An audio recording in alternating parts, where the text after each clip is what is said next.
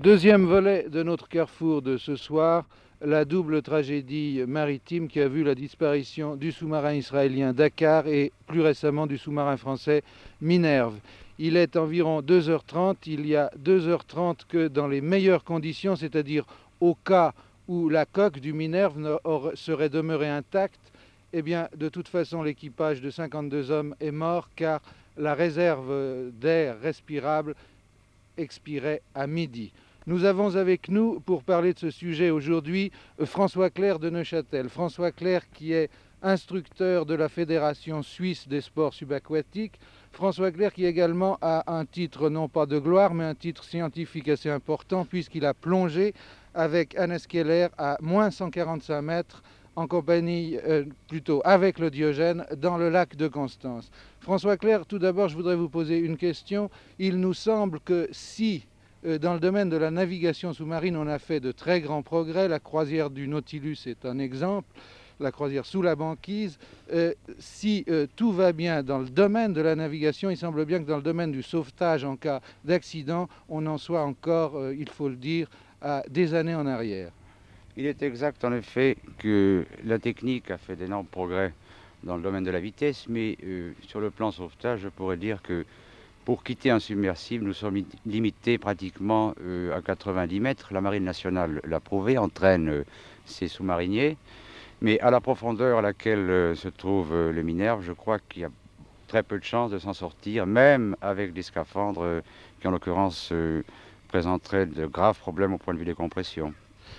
Dites-nous d'abord pourquoi on ne peut pas avoir pour chaque membre de l'équipage d'un sous-marin un équipage de plongeurs. Un équipement de plongée apparemment pèse aux environs de 23 à 25 kg. Et dans le cas d'un sous-marin, il y a 50 personnes, je vous laisse le soin de faire le calcul, ce que ça représente comme poids et surtout comme encombrement d'une place. On parle souvent d'une sorte de ce qu'on pourrait appeler un parachute pour les sous-marins, comme on pourrait l'envisager, disons, pour un avion, c'est-à-dire quelque chose qui remonte automatiquement le sous-marin en cas de défaillance des machines ou en cas d'accident. Est-ce que ça, c'est possible? Ça pourrait être possible dans un sens qu'on peut, un submersible pourrait être remonté à l'aide de sacs de gonflage pour autant que la profondeur ne soit pas trop importante. D'autre part, il y a maintenant, enfin en Suisse, pour ne pas le cacher, des études à ce sujet où nous étudions le système du SAS qui ferait office de chambre de décompression. Je m'explique, c'est une partie du sous-marin qui se détacherait, ou même le sous-marin attaché pourrait remonter, et les plongeurs se mettraient en équipression laquelle ils se trouveraient et quitteraient le sous-marin par ce SAS. D'autre part, il y aurait ceci, c'est que pour quitter le SAS, le SAS, qui, précisons-le, est une ouverture. Le SAS est une ouverture, en définitive, à la partie arrière du sous-marin, où nous mettons, dans le fond, les sous-mariniers et nous provoquons l'équipression avec l'extérieur, à la profondeur à laquelle ils se trouvent. Et les sous-mariniers quittent ce SAS, soit en libre, en plongée libre, j'entends bien, en libre sans scaphandre, ou alors avec un appareil. Maintenant, expliquez-nous une chose. Le Minerve, dit-on, que l'on n'a pas encore retrouvé, semble-t-il, est à moins de 100 mètres. En admettant que la coque ait été intacte, en admettant que le SAS fonctionne, oui. Si des membres de l'équipage décident de franchir ce SAS et de remonter, dans quel état arriveront-ils à la surface? Je pense apparemment qu'il est exclu de pouvoir envisager une remontée en libre depuis moins 200 ou même moins 150 mètres. Le record du monde actuel s'établit à 63 mètres, ce qui veut dire 126 mètres aller-retour. Et c'est un record du monde. Il me semble que les gars arriveraient en surface et auraient certainement une anoxie. Qu'est-ce que c'est qu'une anoxie? Une anoxie, c'est un manque d'oxygène par une hyperapnée. Donc on part sur une respiration, d'une part, et puis en arrivant en surface, le problème d'anoxie, c'est dans le fond l'évanouissement, et puis la syncope blanche. D'autre part, il y a un autre problème que beaucoup de gens ne connaissent pas, c'est le cas de la surpression pulmonaire.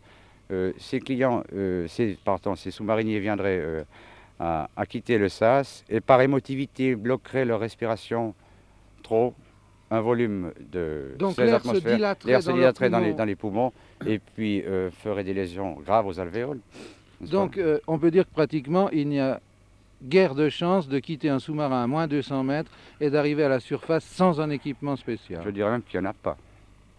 Notre caméraman Claude Martin, qui est un plongeur expérimenté, va suivre François Clerc qui va descendre à une profondeur d'environ moins 10 mètres.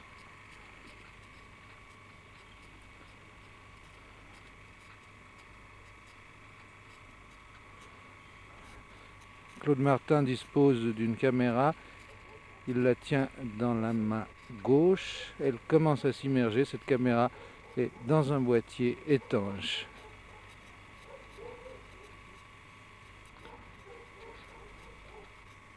Nous sommes au port d'Hermance, au débarcadère d'Hermance, qui présente l'avantage d'avoir des fonds assez importants, très près de la rive.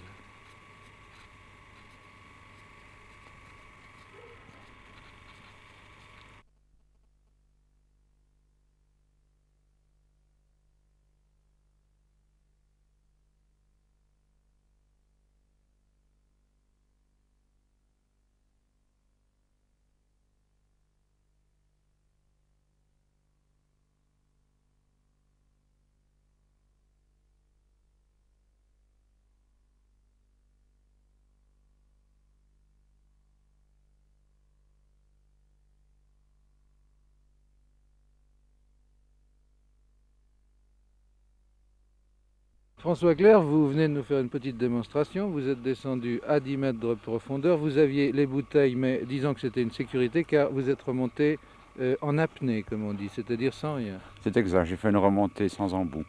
Combien avez-vous mis de temps pour franchir ces 10 mètres? Eh bien, j'ai mis apparemment 10 à 15 secondes parce que j'ai fait une remontée très lente, de telle manière pour laisser le temps d'évacuer l'air et puis éviter une surpression pulmonaire. Mais en moyenne, ça représente 12-13 secondes.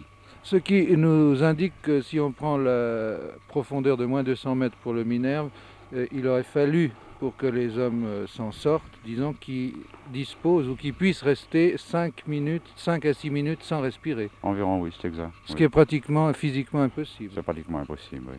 Il y a encore une chose que je voulais vous demander, et il a été beaucoup question du sonar dans les recherches, soit du Minerve, soit du Dakar.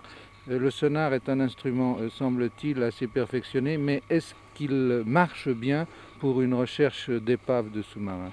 Il marche assez bien pour les profondeurs n'excédant pas 50 à 60 mètres, mais dépasser cette profondeur, ça pose beaucoup de problèmes. Il y a aussi des interférences qui peuvent se produire et ça limite évidemment les recherches avec cet appareil qui maintenant devrait en définitive fonctionner impeccable 40-50 mètres. Donc c'est encore un domaine où les ingénieurs devraient nous apporter dans les années qui viennent une meilleure solution que l'actuelle. Il semblerait que ça puisse être favorable dans l'avenir. Le sonar est en fait une sorte de radar sous-marin, si l'on peut dire. Il utilise la propriété des ondes de frapper une surface et ensuite de revenir par réflexion.